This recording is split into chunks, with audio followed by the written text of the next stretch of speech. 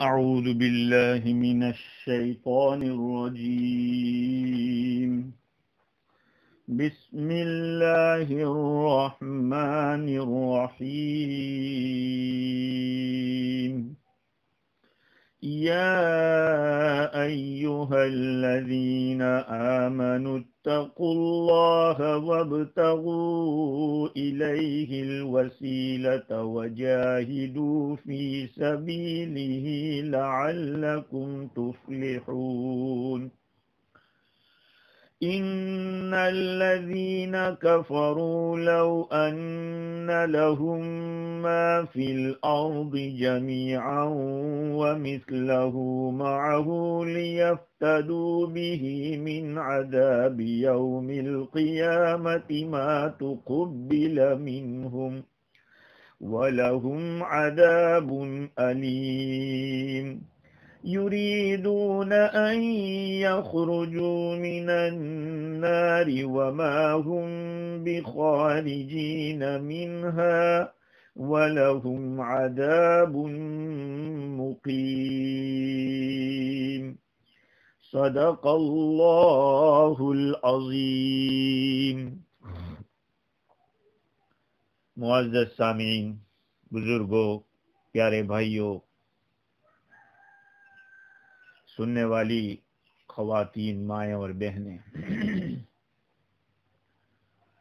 کل گزشتہ گفتگو ہماری چل رہی تھی کہ اللہ رب العزت نے ایمان والوں کو خطاب کر کے 3 باتوں کا حکم دیا ہے.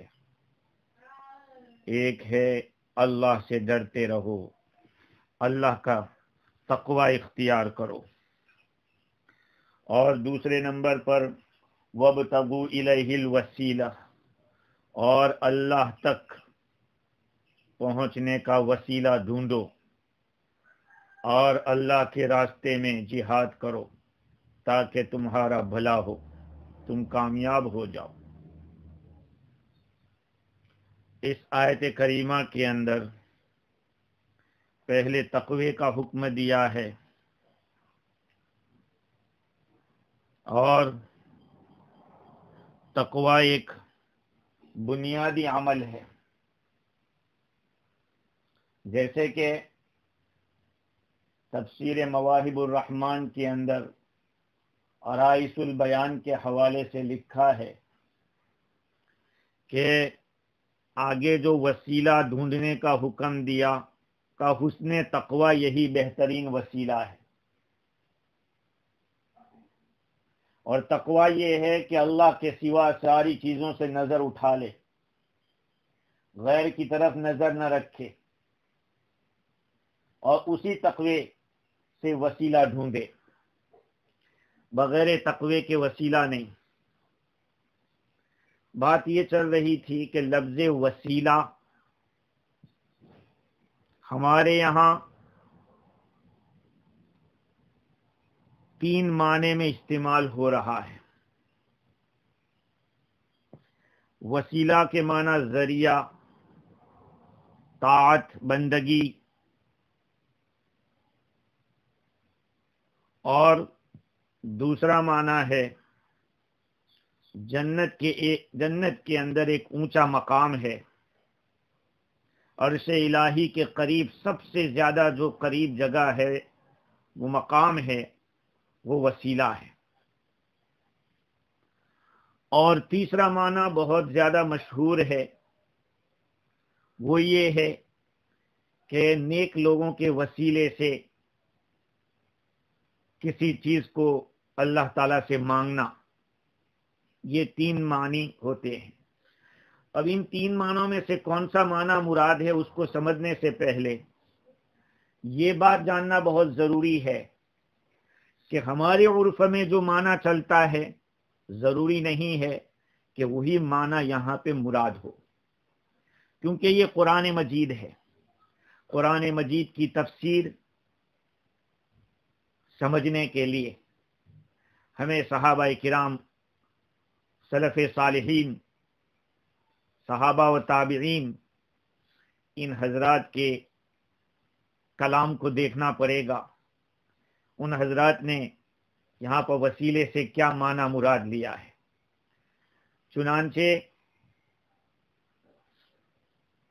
حاکم کی روایت میں حضرت حذیفہ رضی اللہ تعالی عنہ کا ارشاد مفتی شفیع صاحب رحمۃ اللہ علیہ نے نقل کیا کہ وسیلے سے مراد قربت اور اطاعت ہے، اور صحابہ کرام سے اور تابعین سے وسیلے کی تفسیر طاعت اور قربت اور ایمان اور عمل صالح سے لی گئی ہے۔ اور ابن جریر رحمۃ اللہ علیہ نے حضرت عطا اور مجاہد اور حسن بصری رحمہم اللہ جو تابعین ہیں ان سے بھی یہی نقل کیا۔ حضرت ابن جریر رحمۃ اللہ علیہ نے حضرت قتادہ سے اس آیت کی تفسیر یہ نقل کی ہے، تقربوا الیہ بطاعتہ والعمل بما یرضیہ، تم اللہ تعالیٰ کا قرب حاصل کرو اس کی بندگی کر کے، اس کی فرمانبرداری کر کے، اور ایسا عمل کر کے جو اس کو راضی کر دے۔ اور یہ معنی ہے۔ دوسرا معنی وسیلہ وہ ایک مقام ہے جو حضور اکرم صلی اللہ علیہ وسلم کے لیے خاص ہے۔ جیسے کہ میں نے عرض کیا، ابن کثیر رحمت اللہ علیہ نے لکھا ہے کہ وہی منزلۃ رسول اللہ صلی اللہ علیہ وسلم، وہ آپ صلی اللہ علیہ وسلم کا مقام ہے، وہی اقرب امکنۃ الجنۃ الی العرش، عرش کے قریب جنت کی جگہ میں سب سے قریب یہ جگہ ہے۔ اب اللہ تعالیٰ کی کیا حکمت ہے اس میں؟ تفسیر روح البیان کے اندر لکھا ہے، جس کو نقل کیا ہے علامہ حقی رحمت اللہ علیہ نے، کہ مولا الفناری اپنی فاتحہ سورہ فاتحہ کی تفسیر میں لکھتے ہیں، اما الوسیلۃ فہی اعلی درجۃ فی جنت عدن، جنت عدن کے اندر بہت اونچا مقام ہے وسیلہ، وہی علی رسول اللہ صلی اللہ علیہ وسلم، اور وہ حضور صلی اللہ علیہ وسلم کے لیے خاص ہے، لیکن حصلت لہ بدعاء امتی، یہ اللہ تعالیٰ نے حضور کی امت کی دعا سے حضور کے لیے ہے کر دیا ہے۔ اب یہ اللہ نے کس حکمت سے کیا؟ اس امت کے مقام کو واضح کرنے کے لیے کہ امت دعا کرے گی اللہ تعالیٰ اللہ کے نبی کے لیے کہ ان کو یہ مقام حاصل ہو جائے، یہ ایک حکمت ہے اللہ کی، جس حکمت کو اللہ تعالیٰ نے چھپا کے رکھا ہے، اور اس سبب سے ہماری سعادت ہوگی اللہ تعالیٰ کی طرف سے، اور یہ امت خیر امت بنی جو لوگوں کے لیے نکالی گئی ہے۔ اللہ تعالیٰ نے اس امت کے اوپر، اس امت کو ساری امتوں کے اخیر میں لا کر خاتم الامم بنا دیا، جیسے ہمارے آقا کو خاتم النبیین بنایا، یہ امت خاتم الامم ہے۔ تو اس امت کو دعا کا حکم دیا گیا کہ تم لوگ یہ امت دعا کرے حضور اکرم صلی اللہ علیہ وسلم کے لیے وہ مقام ملے، وہ وسیلہ، وہ جگہ ہے وہ ملے۔ وہ تو اللہ نے طے کر دیا، لیکن ہماری خیر ہے اس کے اندر کہ ہم دعا کر کے حضور کے قریب ہم بھی ہوں گے، اللہ کا قرب ہمیں بھی ملے گا۔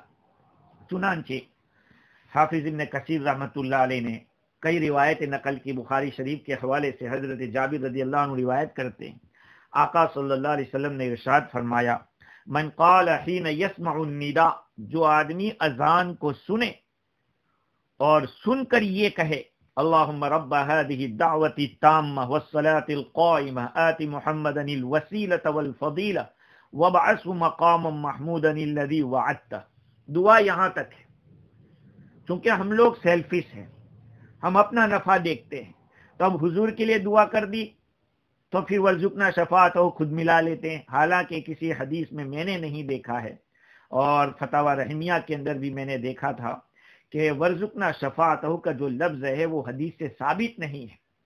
یہاں تک دعا ہے کہ آپ کو وہ مقام محمود عطا فرما جس کا آپ نے ان کو وعدہ کیا ہے۔ حضور اکرم صلی اللہ علیہ وسلم کا ارشاد ہے کہ جو یہ دعا پڑھے گا اذان کے بعد حلت لہ الشفاعۃ یوم القیامہ، اس کے لیے قیامت کے دن میری سفارش حلال لازم ہو جائے گی۔ دوسری ایک روایت جو مسلم شریف کی ہے، یہ پہلی روایت بخاری شریف کی تھی، یہ مسلم شریف کی ہے۔ حضرت عبداللہ بن عمرو رضی اللہ عنہ فرماتے ہیں، انہوں نے نبی اکرم صلی اللہ علیہ وسلم کو یہ فرماتے ہوئے سنا، اذا سمعتم المؤذن فقولوا مثل ما یقول، جب تم مؤذن کو سنو تو جیسا مؤذن کہتا ہے ویسا کہو۔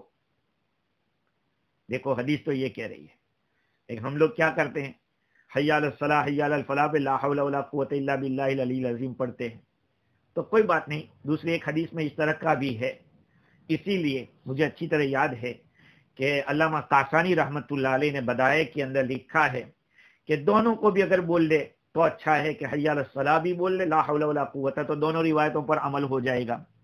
پھر حضور اکرم صلی اللہ علیہ وسلم فرماتے ہیں کہ اذان میں جو کلمات کہے گئے ویسے کلمات کہنے کے بعد ثم صلوا علیہ، پھر میرے اوپر درود شریف پڑھو، فإنہ من صلی علیہ صلاۃ صلی اللہ علیہ عشرا، اس لیے کہ جو مجھ پر ایک درود پڑھے گا بھیجے گا، اللہ اس پر 10 درود بھیجے گا۔ ثم صلوا لی الوسیلہ فإنہا منزلۃ فی الجنہ، پھر تم میرے لیے اللہ تعالی سے وسیلہ مانگو، میرے لیے وسیلہ مانگو، جو کہ جنت میں ایک مقام ہے، لا تنبغی الا لعبد من عباد اللہ، جو کسی اللہ کے بندے ہی کے لیے وہ خاص ہے وہ مقام، وارجو ان اکون انا ہوا، اور مجھے امید ہے کہ جو آدمی جس کے لیے اللہ نے وہ مقام رکھا ہے وہ میں ہی ہوں گا۔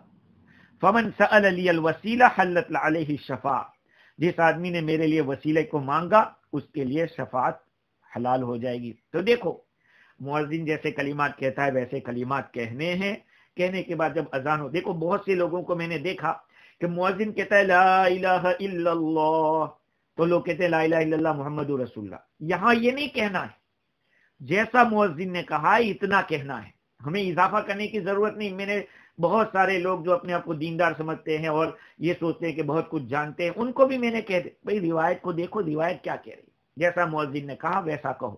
اس کے بعد درود شریف پڑھو، اور درود شریف پڑھنے کے بعد یہ دعا پڑھو۔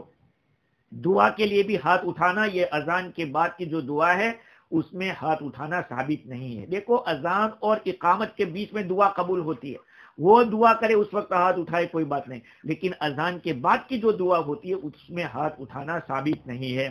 خیر حضور اکرم صلی اللہ علیہ وسلم نے فرمایا کہ جس نے میرے لیے وسیلہ مانگا اس کے لیے شفاعت طے ہو گئی۔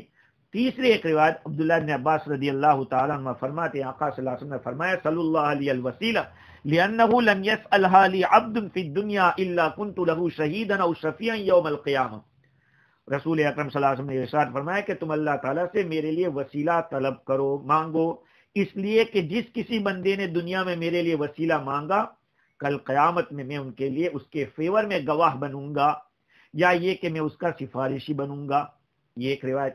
اور ایک ابن مردوی کی روایت حضرت عمارہ بن غزیہ عن موسیٰ بن وردان انہ سمع ابا سعید الخدری، انہوں نے ابو سعید خدری رضی اللہ تعالیٰ کو فرماتے سنا رسول اکرم صلی اللہ علیہ وسلم نے ارشاد فرمایا کہ وسیلہ اللہ تعالیٰ کے نزدیک ایک ایسا درجہ ہے جس کے اوپر کوئی درجہ نہیں، لہذا تم لوگ اللہ تعالیٰ سے سوال کرو کہ وہ مقام مجھے اللہ تعالیٰ اپنے مخلوق کے اندر سے مجھے دے دے۔ تو یہ ایک مقام ہے۔ اچھا یہ دو معنی تو ہو گئے کہ یا تو طاعت اور دوسرے نمبر پہ حضور کے لیے وسیلہ۔ اب سوال یہ ہوتا ہے کہ ان دو معنوں میں سے جیسے کہ میں نے عرض کیا کہ وہ ایک جو معنی ہے وہ تو صحابہ اور تابعین سے ثابت ہے، اور دوسرا یہ کہ آپ صلی اللہ علیہ وسلم کے لیے خاص جگہ ہے۔ ان دونوں کو تو جمع کرنا ممکن ہے اس طرح سے کہ جس کو مجدد الفسانی رحمت اللہ علیہ نے اپنے مکتوبات میں اور قاضی ثناء اللہ پانی پتی رحمت اللہ تفسیر مظہری میں لکھا کہ لفظ وسیلے میں محبت و رغبت کا مفہوم شامل ہونے سے اس طرف اشارہ ہے کہ وسیلے کے درجات میں ترقی اللہ تعالیٰ اور اس کے رسول کی محبت پر موقوف ہے، اور محبت پیدا ہوتی ہے اتباع سنت سے، کیونکہ قل ان کنتم تحبون اللہ فاتبعونی، اگر تم چاہتے ہو کہ اللہ سے محبت کرو تو تم میرا اتباع کرو، اللہ تم سے محبت کرے گا۔ تو اب حضور اکرم صلی اللہ علیہ وسلم کا جتنا آپ کا اتباع ہوگا، آپ کی سنتوں کی اتباع کے پیروی ہوگی، اتنا اللہ کی محبت حاصل ہوگی اور اللہ تعالیٰ کے نزدیک اتنا ہی محبوب ہوگا، اور جتنی محبت زیادہ بڑھے گی اللہ تعالیٰ سے، اتنا اللہ کا قرب حاصل ہوگا۔ تو پہلے نمبر پہ اطاعت ہے، اور یہاں دوسرے نمبر پہ حضور کے لیے یہ وسیلہ مانگنا۔ تو دونوں جمع اس طرح سے ہو سکتے ہیں کہ اللہ کے نبی نے حکم دیا ہے کہ میرے لیے مانگو تو مانگیں گے، تو اس طرح سے اللہ کا قرب حاصل ہوگا، اور اللہ کی اطاعت اور اللہ کی بندگی کرو، اس سے بھی اللہ کا قرب حاصل ہوگا۔ تو یہ دو معنی تو جمع ہو سکتے ہیں۔ اب صحابہ کرام سے جو بات ثابت ہے، تابعین سے جو ثابت ہے کہ اطاعت کر کے اللہ کا قرب حاصل کرو، تو اللہ کے نبی نے یہ حکم دیا ہے تو یہ کریں گے تب بھی قرب حاصل ہوگا۔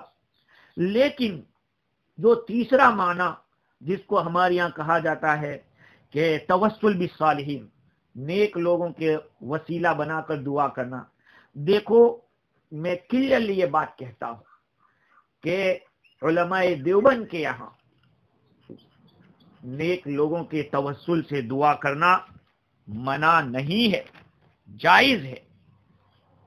علامہ آلوسی بغدادی رحمت اللہ علیہ نے لکھا کہ بعض لوگوں نے اس آیت کریمہ کے ذریعے صالحین سے استغاثہ کے، صالحین سے مدد مانگنے کے مشروع ہونے پر دلیل پکڑی ہے،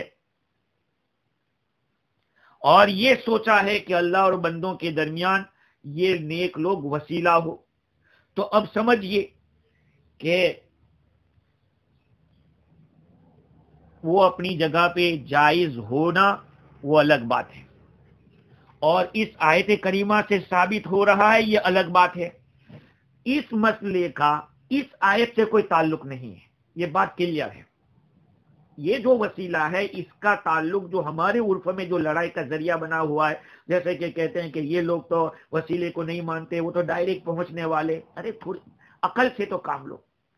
کسی بھی مذہب، کسی بھی جماعت کی کتابوں کو دیکھنے سے پتا چلے گا۔ بھائی میں کہہ رہا ہوں کہ توسل نیک لوگوں کے وسیلے سے دعا کرنا جائز ہے اپنی جگہ، لیکن اس آیت سے یہ ثابت ہو رہا ہے۔ تو مولانا ادریس کاندھلوی رحمت اللہ علیہ نے بھی لکھا اور بہت سارے مفسرین نے لکھا، جس میں میں یہ کہوں گا کہ حنفیہ کا ایک بہت بڑا مفسر علامہ آلوسی بغدادی رحمت اللہ علیہ، جن کی روح المعانی ہے، انہوں نے صاف لکھا ہے کہ اس وسیلہ جو ہمارے یہاں عرف میں ہے اس کا اس آیت سے دور کا بھی تعلق نہیں ہے، یہ چیز الگ ہے۔ یہ بات ہے کہ ہے، اب دیکھا جائے گا کہ نیک لوگوں سے جو وسیلے کا جو معنی لوگوں میں مشہور و معروف ہے اس کے کئی معنی ہیں۔ ایک تو یہ ہے کہ اللہ اور بندوں کے درمیان کسی نیک آدمی کو وسیلہ ماننا، بیچ میں ماننا کہ وہ ان کے لیے دعا کرے یا ان سے امید رکھے کہ حضرت میرے لیے دعا کر دیجئے، تو اس میں تو کوئی شک نہیں ہے۔ اور ایسا ہو سکتا ہے کہ جو دعا کروا رہا ہے کسی اللہ والے کے پاس، ہو سکتا ہے کہ جو دعا کروانے والا ہے وہ بہت اونچے مقام کا ہو، اور جس کو بیچ میں رکھ رہا ہے وہ کم درجے کا ہو۔ دلیل ہے اس کے اوپر، حضور اکرم صلی اللہ علیہ وسلم نے حضرت عمر رضی اللہ تعالیٰ عنہ سے فرمایا، جب حضرت عمر رضی اللہ عنہ نے آقا صلی اللہ علیہ وسلم سے اجازت لی، مانگی عمرہ کرنے کی، تو آپ نے کیا فرمایا؟ لا تنسنی یا اخی من دعائک، اے میرے بھائی اپنی دعا میں ہمیں مت بھولنا۔ اور دوسری بات، حضور اکرم صلی اللہ علیہ وسلم نے عمر فاروق رضی اللہ عنہ کو حکم دیا کہ جب حج میں جاؤ اور اویس قرنی سے ملاقات ہو تو ان سے دعا کرانا، ان سے درخواست کرنا کہ وہ استغفار کرے۔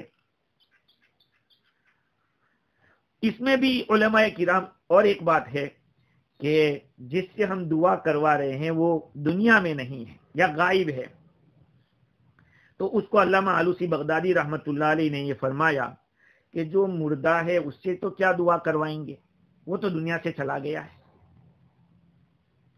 یا کوئی غائب ہے اس سے ہم کہیں کہ وہ دعا کریں۔ تو علامہ آلوسی کا فرمانا ہے کہ فلا یستریب عالم انہ غیر جائز وانہ من البدع التي لم يفعلها احد من السلف، کہا کہ یہ چیز کسی عالم نے اس میں شک نہیں کیا ہے، کوئی بھی شک کرتا ہو ایسا نہیں ہے، بلکہ سب نے اس کو ناجائز کہا ہے، اور یہ ایسی بدعت ہے جس کو اسلاف میں سے کسی نے نہیں کیا۔ اسی طرح سے ایک سوال یہ ہوتا ہے کہ مرحوم کے پاس جا کے سلام کرنا اور اس سے بات کرنا کا ٹھیک ہے، سلام کر سکتے، اور اللہ تعالیٰ ان کو سنا بھی دیتا ہے، وہ جواب بھی دیتے ہوں گے، لیکن ہم سنتے نہیں ہیں۔ دلیل ہے اس کے اوپر وہ یہ ہے کہ صحیح حدیث میں آقا صلی اللہ علیہ وسلم جب صحابہ کرام کو تعلیم دیتے تھے کہ قبرستان میں جب قبروں کی زیارت کرو تو یہ کہو السلام علیکم اہل الدیار من المؤمنین، اے ایمان والے لوگوں تم پر سلامتی ہو، اور وَإِنَّا انشاءاللہ تعالی بکم لاحقون، اور انشاءاللہ ہم تم کو ملنے والے ہیں۔ اللہ تعالی ہم میں سے جو پہلے گزرے ان پر بھی رحم کرے اور جو پیچھے ہیں ان کے اوپر بھی رحم کرے۔ ہم اللہ تعالیٰ سے آپ کے لیے نسأل اللہ لنا ولکم العافیہ، اللہم لا تحرمنا اجرہم ولا تفتنا بعدہم واغفر لنا ذنبہم۔ اے اللہ تو ہمیں ان کے اجر سے محروم نہ فرما، اور ہمیں ان کے بعد فتنے میں مت ڈال، اور ہم سب کے گناہوں کو معاف فرما۔ یہ آقا صلی اللہ علیہ وسلم سکھاتے تھے۔ دوسری بات یہ ہے کہ صحابہ کرام میں سے کسی سے یہ ثابت نہیں ہے کہ انہوں نے مرحوم سے کوئی چیز مانگی ہو۔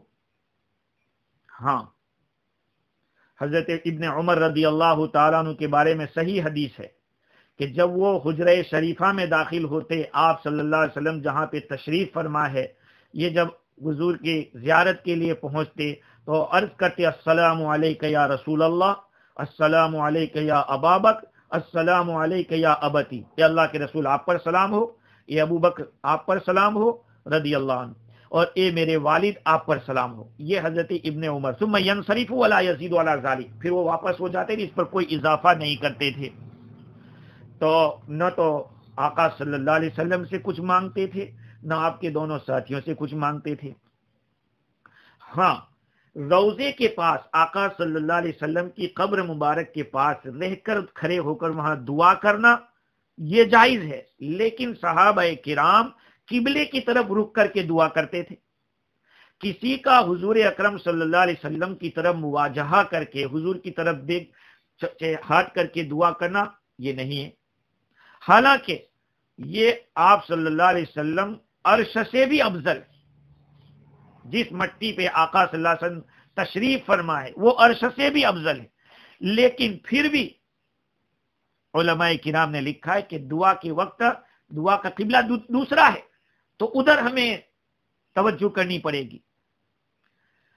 ایک اور مسئلہ آتا ہے اس وسیلے کے ساتھ ساتھ، چونکہ بات آئی ہے تو میں کہہ دیتا ہوں، اور علامہ آلوسی بغدادی نے جتنی تفسیر کی ہے اس مقام کے اوپر اور کسی جگہ مجھے نہیں ملی، اللہ تعالیٰ کے اوپر کسی کی قسم دینا یا کسی کو واسطہ دینا، جیسے کہ اللہ میں تجھے قسم دیتا ہوں یا میں تجھے فلانا کا واسطہ دیتا ہوں کہ تو میری حاجت کو پوری فرما دے۔ عبداللہ ابن سلام رحمت اللہ علیہ تو کہتے ہیں کہ یہ تو جائز ہے، اور وہ حضور اکرم صلی اللہ علیہ وسلم کے لیے، فرشتوں کے لیے لا يجوز ان يقسم علی اللہ بغیرہ، حضور صلی اللہ علیہ وسلم کے سوا کسی اور کا نام نہیں، یعنی انبیاء، فرشتے، اولیاء، اس لیے کہ حضور کے مقام تک کوئی پہنچا نہیں ہے۔ اور علامہ مناوی نے جامع صغیر کی شرح کے اندر لکھا ہے کہ ترمذی شریح جو وسیلہ ہم کہتے ہیں اس کے لیے حدیث حضرت عثمان بن حنیف روایت کرتے ہیں کہ ایک آدمی جن کی نگاہ میں کمزوری تھی آپ صلی اللہ علیہ وسلم کے پاس آئے اور عرض کیا کہ ادعو اللہ تعالی ان یعافینی، آپ اللہ سے دعا کیجئے کہ اللہ مجھے عافیت دے، میری آنکھ کی تکلیف کو ختم کر دے۔ آپ صلی اللہ علیہ وسلم نے فرمایا ان شئت دعوت وان شئت صبرت فهو خیر لک، اگر تم چاہتے ہو تو میں تمہارے لیے دعا کرتا ہوں، اور اگر چاہتے ہو تو صبر کرو، یہ تمہارے لیے بہتر ہوگا۔ انہوں نے عرض کیا ادعو، اللہ تعالیٰ سے آپ دعا کیجئے۔ آپ صلی اللہ علیہ وسلم نے ان کو جو طریقہ بتایا وہ یہ طریقہ تھا۔ حضور نے حکم دیا کہ وضو کرے، اچھی طرح سے وضو کرے، اور وضو کرنے کے بعد یہ دعا پڑھے، اللہم انی اسألک، اے اللہ میں تجھ سے سوال کرتا ہوں، واتوجہ بنبیک نبی الرحمہ، یا رسول اللہ انی توجہت بک الی ربی فی حاجتی ہذہ لتقضی لی، اللہم فشفعہ فی، اے اللہ میں اپنے نبی کے ساتھ، یعنی نبی رحمت کے ساتھ متوجہ ہوتا ہوں، اے اللہ کے رسول میں آپ کا واسطہ لے کر متوجہ ہوا ہوں اپنے رب کی طرف، آپ کا وسیلہ لے کر میری اس حاجت کے لیے تاکہ وہ پوری کر دی جائے، اے اللہ تو آپ کی سفارش میرے حق میں قبول فرما۔ یہ آپ صلی اللہ علیہ وسلم نے دعا سکھائی، ترمذی شریف کی حدیث ہے، اور اس پر حدیث حسن صحیح کا لیبل لگائے۔ اس سے علماء فرماتے ہیں کہ حضور اکرم صلی اللہ علیہ وسلم کا وسیلہ لینا اور وہ جائز ہے۔ اور دوسری بات یہ ہے کہ آپ صلی اللہ علیہ وسلم کے بارے میں علامہ آلوسی نے یہ بھی لکھا کہ آقا صلی اللہ علیہ وسلم دنیا میں تھے تب بھی، اور ابھی دنیا سے پردہ فرما گئے ہیں تب بھی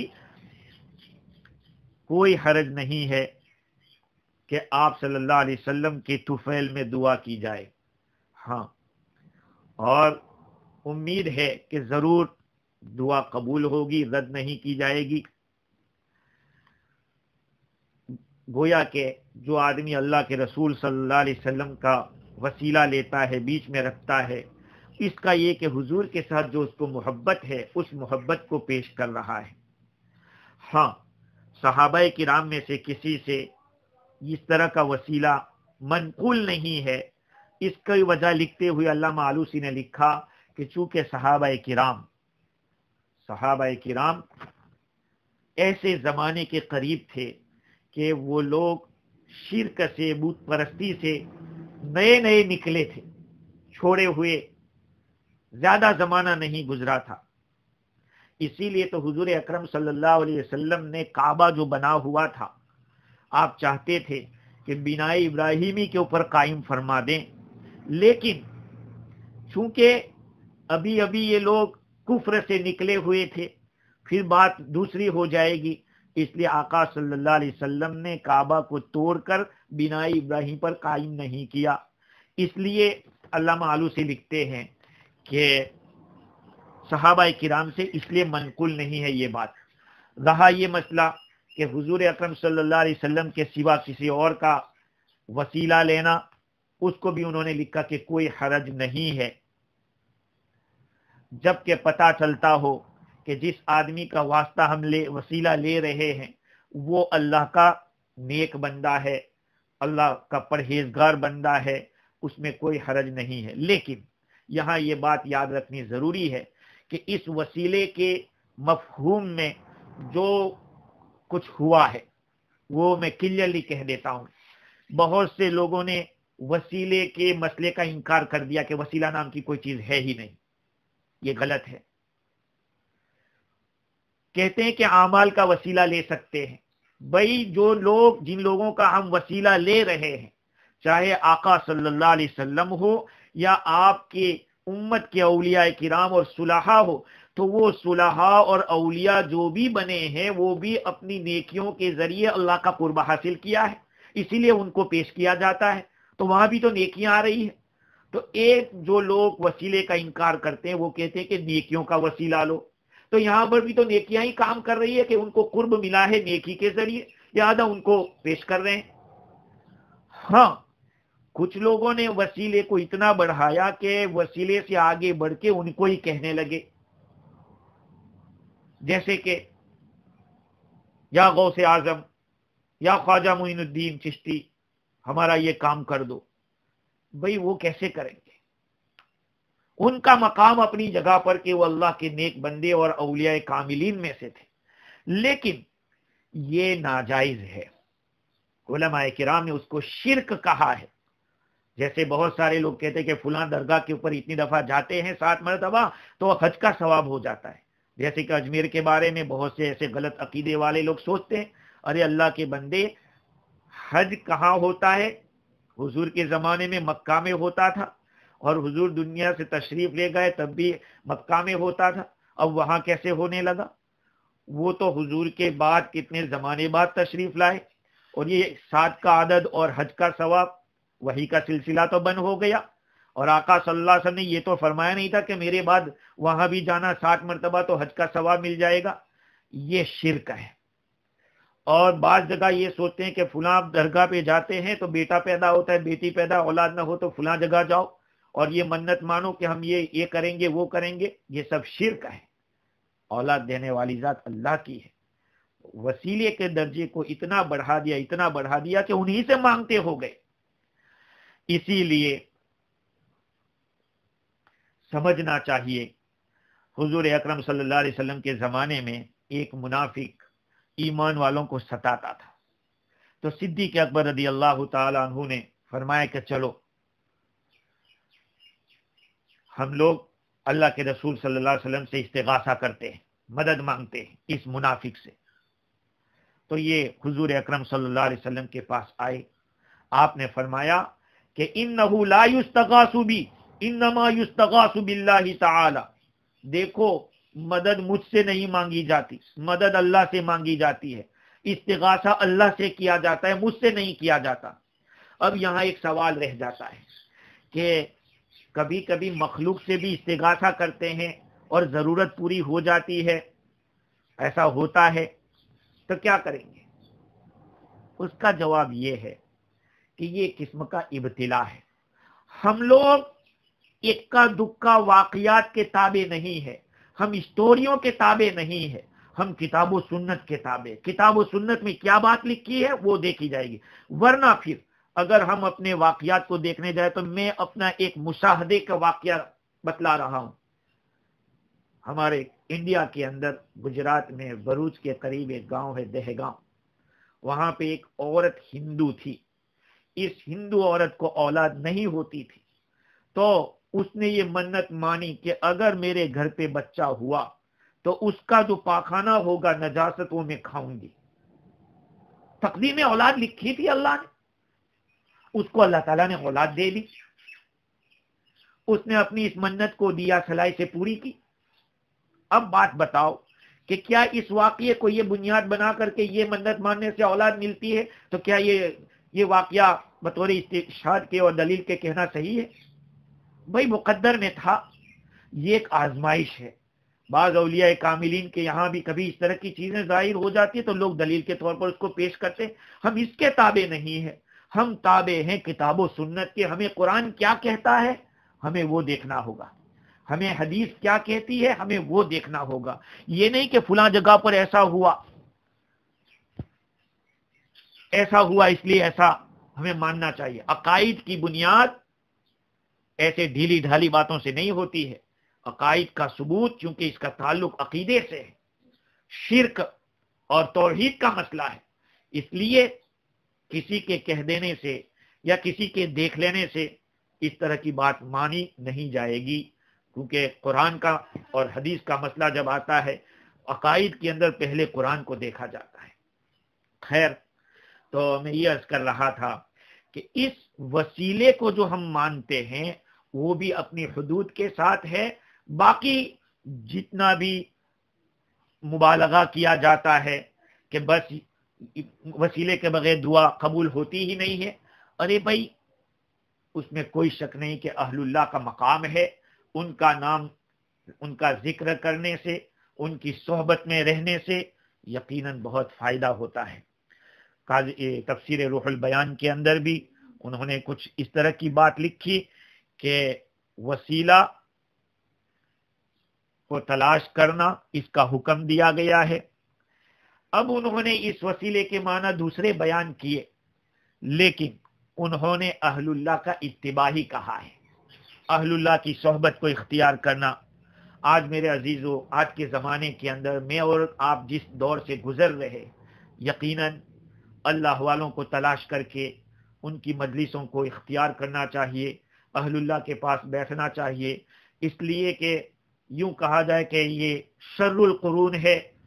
حضور اکرم صلی اللہ علیہ وسلم کا زمانہ خیر القرون، صحابہ کا زمانہ خیر القرون، تابعین کا تبع تابعین کا خیر القرون تھا، لیکن اب میں اور آپ جس دور سے گزر رہے ہیں، جس میں عقائد کے لالے پڑ رہے ہیں، اور اچھے اچھے لوگ بھی اس طرح کی بات کر ڈالتے ہیں کہ جس کے اندر شبہ ہونے لگتا ہے، اس لیے اہل اللہ کی صحبت کا اختیار کرنا یہ بہت ہی ضروری ہے۔ اللہ والوں سے تعلق قائم کریں، صحیح العقیدہ لوگوں کے ساتھ رہیں۔ خیر، اللہ تعالیٰ نے آگے جو حکم دیا وجاہدوا فی سبیلی، اور تم لوگ اللہ کے راستے کے اندر جہاد کرو، یہ ایمان والوں کو اللہ تعالیٰ نے حکم دیا ہے۔ اس کے اندر پہلے تقوی کی ہدایت کی، پھر ایمان، اللہ تعالیٰ نے ایمان اور اعمال صالحہ کے ذریعے وسیلہ حاصل کرنے، تقرب حاصل کرنے کا حکم دیا، آخر میں تیسرا حکم یہ کہ اللہ کے راہ میں جہاد کرو۔ تو یہ نیکیوں کے اندر تو یہ داخل تھا، وابتغوا الیہ الوسیلہ کے اندر جو نیکیاں ہیں اس میں یہ مجاہدہ کرنا، جہاد کرنا داخل تھا۔ اب یہ جہاد دو طرح کا ہوتا ہے، ایک تو جہاد بالسیف ہوتا ہے تلوار کے ذریعے، ایک ہوتا ہے نفس کا مقابلہ کرنا، نفس کے خلاف چلنا۔ تو اس کو مستقل طور پر بیان کیا، ایک تو اس وجہ سے کہ اس کی اہمیت بہت زیادہ ہے، اس کا مقام اعمال صالحہ کے اندر امت کے سامنے بیان کرنا تھا، اس لیے علیحدہ بیان کیا۔ جیسے حضور اکرم صلی اللہ علیہ وسلم کا ارشاد ہے ذروۃ سنامہ الجہاد، اسلام کا اعلیٰ مقام جہاد ہے۔ تو دوسری ایک وجہ یہاں پر اس کو ذکر کرنے کی یہ ہے کہ اوپر جو آیت تھی زمین میں فساد کرنے والوں کا تذکرہ تھا کہ ان کو یہ سزا دی جائے گی، تو کیا جو مجاہد اللہ کے راستے میں جان کی بازی لگاتا ہے وہ فساد فی الارض کر رہا ہے؟ جیسے میں نے کل عرض کیا تھا کہ وہ اصلاح فی الارض کر رہا ہے، زمین کے اندر جو بگاڑ ہے اس بگاڑ کو ختم کرنے کے لیے یہ لوگ کام کر رہے ہیں۔ چونکہ اوپر جو لوگ، جن لوگوں کا تذکرہ تھا وہ اپنی خود کی اغراض کے لیے کر رہے تھے، اپنا پیٹ پالنے کے لیے ڈاکہ زنی کرتے تھے، لوگوں کو لوٹتے تھے، ان کا مقصد صرف خواہشات اپنی اور اپنے مقاصد تھے۔ اس کے مقابلے میں جہاد کی جب باری آتی ہے تو اس کا مقصد اعلاء کلمت اللہ ہوتا ہے، اللہ کے کلمے کو بلند کرنا، اور اس میں ظلم اور جور کو مٹانا، دنیا میں جو ظلم ہوتا ہے، جور ہوتا ہے، اس کو مٹانا ہوتا ہے، اور غیر اللہ کی پرستش سے نکال کر ایک اللہ کی عبادت پہ لانا ہوتا ہے۔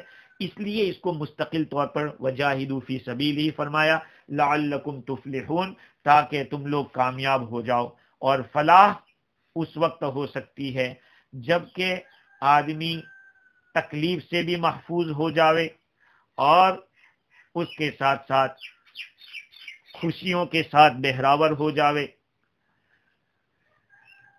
تفسیر ابن کثیر کے اندر حافظ ابن کثیر رحمۃ اللہ علیہ نے لکھا ہے کہ اللہ تعالیٰ نے رغبت دلائی ہے اس آیت کے آخری حصے میں لعلکم تفلحون کے اندر کہ اللہ تعالیٰ نے مجاہدین، اللہ کے راستے میں جہاد کرنے والوں کے لیے قیامت کے دن جو کامیابی اور جو بڑی نیک بختی اور سعادت لکھی ہے، ایسی سعادت جو کبھی ختم نہیں ہوگی اور کہیں دوسری جگہ نہیں چاہے گی، باقی رہے گی، ایسے بلند و بالا خانے امن والے، جس کا دیکھنا بھی آدمی کو خوبصورت لگتا ہو، جس کا رہنا بھی خوشگوار لگتا ہو، جو آدمی اس میں رہے گا وہ کبھی پریشان نہیں ہوگا، وہ زندہ ہی زندہ رہے گا، کبھی مرے گا نہیں، اس کے کپڑے کبھی پرانے نہیں ہوں گے، جوانی کبھی ختم نہیں ہوگی۔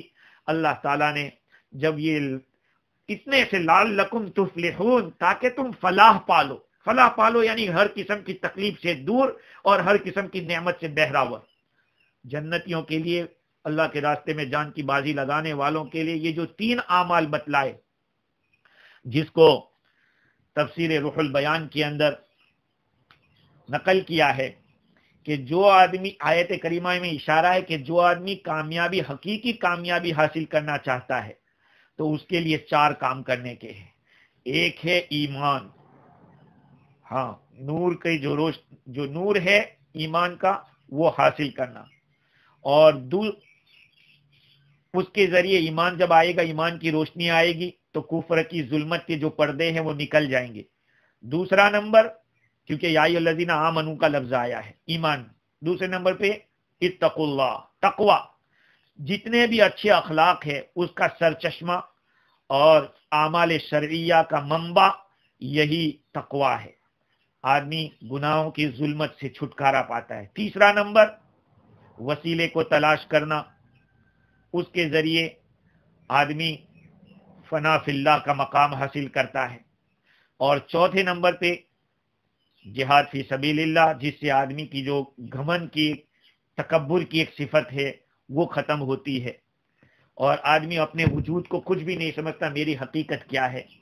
خیر آگے کی جو آیت ہے اس کے اندر اللہ رب العزت نے دوسرے لوگوں کا تذکرہ کیا جو اللہ کا انکار کرتے ہیں. اللہ تعالیٰ فرماتے ہیں ان الذين كفروا لو ان لهم ما في الارض جميعا ومثله معه ليفتدوا به. یقیناً وہ لوگ جنہوں نے کفر کیا ہے، اگر ان کے پاس جو کچھ زمین میں ہے سارا کا سارا ان کے قبضے میں ہو اور اسی طرح دوسرا بھی اتنا ہی ان کے پاس ہو، اگر قیامت کے دن کے عذاب سے ان تمام چیزوں کے بدلے میں چھوٹنا چاہیں تو ان سے قبول نہیں کیا جائے گا اور ان کے لیے دردناک عذاب ہے. یریدون ان یخرجوا من النار وما هم بخارجین منها. وہ لوگ جہنم سے نکلنا چاہیں گے لیکن وہ نکلنے والے نہیں، حالانکہ وہ اس سے نکلنے والے نہیں. وَلَهُمْ عَذَابٌ مُقِيمٌ. اور ان کے لیے دائمی عذاب ہے، ہمیشہ رہنے والا عذاب ہے. اس آیت کریمہ میں اللہ رب العزت نے کفر کرنے والوں کا انجام بتلایا ہے. اوپر طاعت کا حکم تھا، معاصی سے بچنے کا حکم تھا، اور طاعت میں سب سے بڑی طاعت ایمان ہے اور گناہوں میں سب سے بڑا گناہ کفر ہے.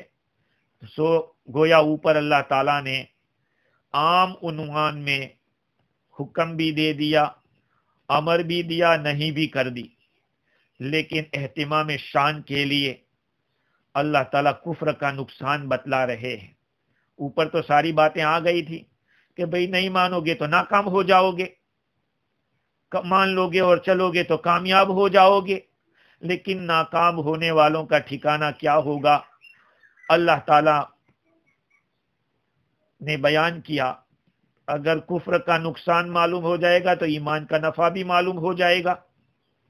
اس آیت کریمہ میں کفر و شرک اور معصیت کا وبال عظیم ایسے انداز میں بتلایا کہ اس پر آدمی ذرا سا بھی غور کر لے تو وہ انسان کی زندگی میں ایک بڑا انقلاب پیدا کر سکتا ہے. وہ یہ ہے کہ عام طور پر انسان جن گناہوں میں مبتلا ہوتا ہے وہ اپنی خواہشات اور ضروریات یا اہل و عیال کی خواہشات کے لیے ہوتا ہے اور ان سب کا حصول مال و دولت کے جمع کرنے سے ہوتا ہے.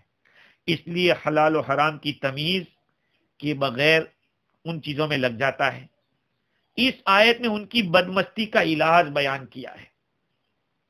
کیا فرمایا اللہ تعالیٰ نے کہ جنہوں نے کفر کیا ہے اگر ان کے پاس زمین کے اندر جتنی بھی چیزیں ہیں، چاہے زمین کے اندر سونے چاندی کے جو کچھ بھی خزانے ہیں وہ سب ان کے پاس آ جاویں، چاہے ان کا دفن کیا ہوا جو کچھ بھی ہے وہ ان کے پاس آ جاوے، اور اللہ تعالیٰ تو فرماتے کہ اس کا بھی ڈبل ہو جائے، وَمِثْلَهُ مَعَهُ، جتنا ہے زمین میں اس کے سوا اور بھی اتنا ہو جاوے.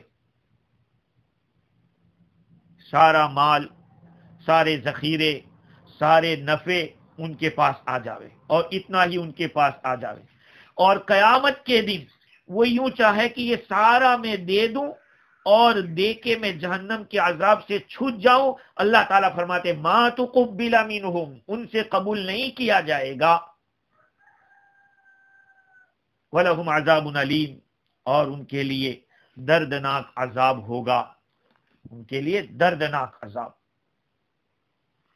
اللہ تعالیٰ فرماتے ہیں کہ ایسا عذاب کہ جس سے نکل نہیں سکے گا، درد دینے والا عذاب ہوگا. یریدون ان یخرجوا من النار وما هم بخارجین منها، وہ چاہیں گے کہ وہاں سے نکل جائے، جہنم سے نکل جائیں، حالانکہ وہ اس سے نکلنے والے نہیں ہیں۔ وَلَهُمْ عَذَابٌ مُقِيمٌ، اور ان کے لیے دردناک عذاب، ایسا مقیم کے معنی ہمیشہ رہنے والا عذاب ہے۔ دیکھیے روایت میں آتا ہے حضور اکرم صلی اللہ علیہ وسلم نے ارشاد فرمایا کہ قیامت کے دن کافر کو لایا جائے گا اور اس سے کہا جائے گا لو کان لک ملء الارض ذهبا اکنت تفتدی به، ارے بتاؤ زمین بھر کے سونا اگر تیرے پاس آ جاوے تو کیا تو اس کو اس سے چھوٹنے کے لیے بطور بدلے کے وہ تو دے سکتا ہے؟ وہ کہے گا کہ ہاں دے سکتا ہوں۔ دوسری ایک روایت دیکھیے، حافظ ابن کثیر رحمۃ اللہ علیہ نے یہ حضرت انس رضی اللہ عنہ کے حوالے سے نقل کی۔ آقا صلی اللہ علیہ وسلم فرماتے ہیں کہ جہنمیوں میں سے ایک آدمی کو ہلایا جائے گا، اس سے کہا جائے گا اے ابن آدم کیف وجدت مسجعک، تو نے اپنے رہنے کی جگہ کیسی پائی، لیٹنے کی جگہ کیسی پائی؟ فیقول شر مسجد، ارے بہت بری جگہ، بہت برا ٹھکانہ۔ پھر کہا جائے گا حل تفتدی بقراب الارض ذهبا، کہا تو زمین بھر کر سونا ہے اس کے ذریعے اپنے آپ کو چھڑا سکتا ہے؟ وہ کہے گا کہ ہاں یا رب، کہا کہ بالکل اللہ اگر ہو تو ہو سکتا ہے۔ اللہ تعالیٰ فرمائے گا کذبت، تو نے جھوٹ کہا ہے، قد سألتک اقل من ذلك فلم تفعل، میں نے تو تجھ سے اس سے بھی کم مانگا تھا، تو تو اتنا بڑا سونا لے کر آنے کی بات کر رہا ہے، میں نے تو تجھ سے اس سے کم چیز مانگی تھی لیکن تو نے نہیں کیا۔ پھر اس کو جہنم کا حکم دیا جائے گا کہ اس کو جہنم میں ڈال دیا جائے۔ دیکھیے دوسری ایک روایت میں تو یہ ہے، اللہ تعالیٰ فرمائے گا کہ میں نے تو اس سے کم مانگا تھا، تو نے انکار کیا۔ وہ کیا تھا؟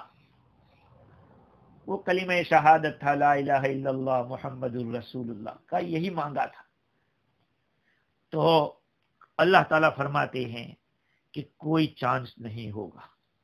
ہاں، حضرت جابر رضی اللہ تعالیٰ عنہ کے پاس ایک آدمی نے، جس کو ابن کثیر نے بھی نقل کیا ابن مردوی کے حوالے سے، کہ حضور اکرم صلی اللہ علیہ وسلم نے جو یہ فرمایا ہے کہ جہنم سے کچھ لوگوں کو نکالا جائے گا اور ان کو جنت میں داخل کیا جائے گا، تو جابر رضی اللہ تعالیٰ عنہ سے وہ آدمی یہ کہہ رہا ہے کہ اللہ تعالیٰ تو فرما دے کہ یریدون ان یخرجوا من النار، کہ جہنم سے وہ نکلنا چاہیں گے لیکن نکل نہیں پائیں گے۔ حضرت جابر رضی اللہ عنہ نے فرمایا کہ شروع کی آیت تو پڑھو، ان الذین کفروا، کافروں سے یہ کہا جائے گا کہ وہ نکل، ان کے بارے میں کہا جا رہا ہے جو کفر کر رہے تھے، ایمان والوں کے لیے یہ آیت نہیں ہے۔ اور بھی بڑی تفصیل لکھی ہے، اور ایک روایت اس طرح سے بھی ہے جس کو ابن کثیر رحمۃ اللہ علیہ نے ابن ابی حاتم کے حوالے سے کہ یزید فقیر فرماتے ہیں کہ میں جابر بن عبداللہ رضی اللہ تعالیٰ عنہ کے پاس بیٹھا ہوا تھا تو اور وہ حدیث بیان کر رہے تھے، آپ نے حدیث بیان کی کہ جہنم سے کچھ لوگ نکلیں گے، تو یزید فقیر کہتے کہ میں اس وقت میں نے ان کا انکار کیا، میں نے کہا کہ لوگوں سے تو مجھے تعجب تھا لیکن تم صحابی ہو کر بھی تم سے زیادہ تعجب ہو رہا ہے کہ تم کہتے ہو کہ لوگ جہنم سے نکلیں گے اور اللہ تعالیٰ تو کہہ رہا ہے کہ نہیں نکل پائیں گے۔ تو حضرت جابر رضی اللہ عنہ کے جو ساتھی تھے انہوں نے یزید فقیر کو ڈانٹا، اور حضرت جابر رضی اللہ عنہ نے فرمایا کہ چھوڑو ان کو بتاؤ کہ وہ تو کافروں کے حق میں ہے کہ وہ نہیں نکل پائیں گے، قرآن نہیں پڑھتے؟ کہا کہ میں تو پڑھتا ہوں۔ کہا کہ قرآن مجید میں یہ آیت ہے وَمِنَ اللَّيْلِ فَتَهَجَّدْ بِهِ نَافِلَةً لَكَ عَسَىٰ أَن يَبْعَثَكَ رَبُّكَ مَقَامًا مَحْمُودًا، رات کے کچھ حصے میں تہجد پڑھ لیا کرو، یہ آپ کے لیے زائد ہے، امید ہے کہ اللہ تعالیٰ آپ کو مقام محمود تک پہنچا دے۔ تو کہا اللہ، پھر فرمایا کہ وہی مقام ہے یہ، اللہ تعالیٰ کچھ لوگوں کو ان کے گناہوں کی وجہ سے جہنم میں جتنا چاہے گا ڈالے رکھے گا، ان سے بات نہیں کرے گا، جب اللہ چاہے گا ان کو نکالنا تو نکالے گا۔ تو یہ فرماتے کہ پھر میں سمجھ گیا کہ بات ان کی ہے وہ بالکل صحیح ہے. حضور اکرم صلی اللہ علیہ وسلم کی سفارش سے بھی بہت سارے لوگ جہنم سے نکالے جائیں گے. الغرض اس آیت کریمہ کے اندر اللہ رب العزت نے کفار کا تذکرہ کیا ہے کہ وہ جہنم سے نہیں نکالے جائیں گے، ہمیشہ ہمیش کی جہنم ہوگی.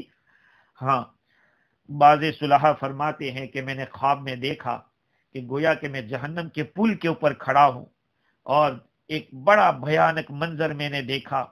میں سوچ میں پڑ گیا اپنے دل میں کہ کیسے عبور ہوگا، میں اس کو کیسے پار کروں گا. تو بتایا کہ یا عبداللہ زحم لک وعبر، کہا رے اپنا بوجھا نیچے ڈال، جو تیرے اوپر بوجھ رکھا ہے اس کو نکال، اتار دے اور پھر پار ہو جا. میں نے کہا کہ ما حملی، میرا بوجھ کیا ہے؟ کہا داری دنیا، یہ دنیا کا جو بوجھا رکھا ہے اس دنیا کے بوجھ کو اتار. میرے عزیز و اللہ تعالی ہمیں دین کی صحیح سمجھ عطا فرمائے.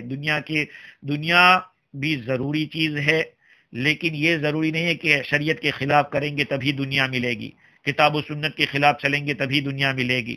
اللہ کے احکام کے اوپر چلنے کی اور حضور اکرم صلی اللہ علیہ وسلم کی سنتوں پر عمل کرنے کی نیت کریں، اپنی زندگی کا رخ بدلیں، علماء سے مفتیوں سے پوچھ کے گزاریں، حضور اکرم صلی اللہ علیہ وسلم کی سنتیں معلوم کریں، اس لیے کہ سنت سے بڑھ کے کوئی تقوی نہیں ہے، سنت کے بغیر کوئی تقوی نہیں ہے.